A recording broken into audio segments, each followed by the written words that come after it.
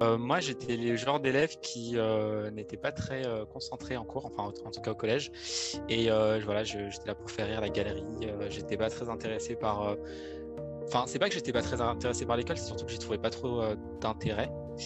Et parce que de par mon environnement, je connaissais pas de personnes vraiment qui avaient réussi grâce à l'école, aussi par l'histoire de mon père. Lui, il avait fait un bac plus 8 en Algérie, il avait fait des études de médecine. Et finalement, son diplôme n'était pas reconnu en France. Donc en fait, moi, j'avais vraiment l'impression que ça me servirait à pas grand-chose, quoi. Bah, l'avenir qui s'offrait à moi, il était assez, enfin, il était teinté d'une dualité parce que d'un côté, j'étais hyper rêveur, j'avais beaucoup d'ambition. Moi, j'étais fan de géographie, donc je voulais beaucoup voyager, je voulais faire le tour du monde, etc. Donc forcément, ça demandait un peu de moyens. Et puis de l'autre côté, j'avais cette vision hyper pragmatique de l'environnement qui m'entourait et donc assez peu de croyances en l'école, comme j'ai dit. Et du coup, je faisais un peu des calculs rationnels pour me permettre voilà, de réussir sans passer par l'école, avec des business, on va dire, plus ou moins, enfin, assez système D, quoi. Et donc, en fait, ce qui est marrant, c'est que pour m'en sortir, je pensais à tout sauf à passer par l'école, quoi.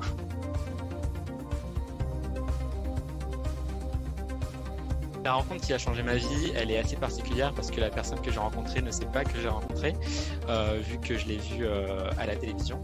Donc en fait, il s'agit de Najwa Ardouini Aladfani, qui est la présidente du Club 21e siècle. Donc le Club 21e siècle, c'est une association qui lutte pour l'égalité des chances. C'est une association qui est réservée aux professionnels. Moi, je la connaissais pas à l'époque où je l'ai vue pour la première fois à la télévision. En fait, je rentrais tout simplement des cours et puis je zappais sur la télé.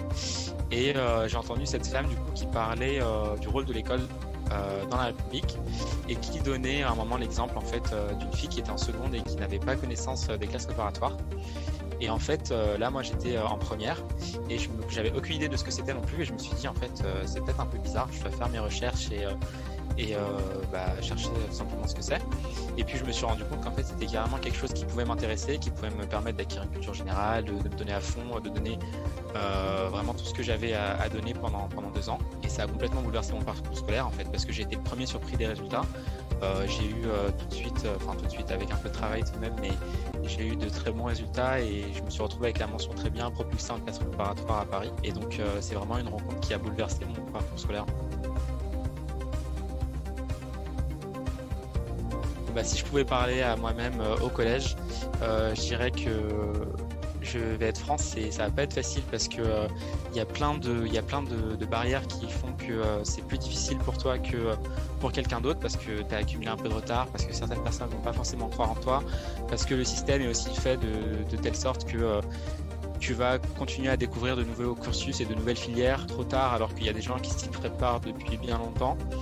Mais je pense que c'est pas pour autant qu'il faut douter de ses capacités et il faut continuer à se battre et à s'entourer des bonnes personnes parce que même si ça se passe pas exactement comme prévu, je pense que tu as toujours cette capacité à rebondir qui fait que tu vas toujours t'en sortir en fait. Et même si c'est difficile à imaginer pour toi parce qu'aujourd'hui tu connais pas beaucoup de personnes auxquelles tu peux t'identifier et qui ont réussi en dehors du sport ou de la musique, je peux t'assurer qu'avec un peu de travail, avec beaucoup de solidarité et avec une grande volonté de faire bouger les lignes, tu peux y arriver.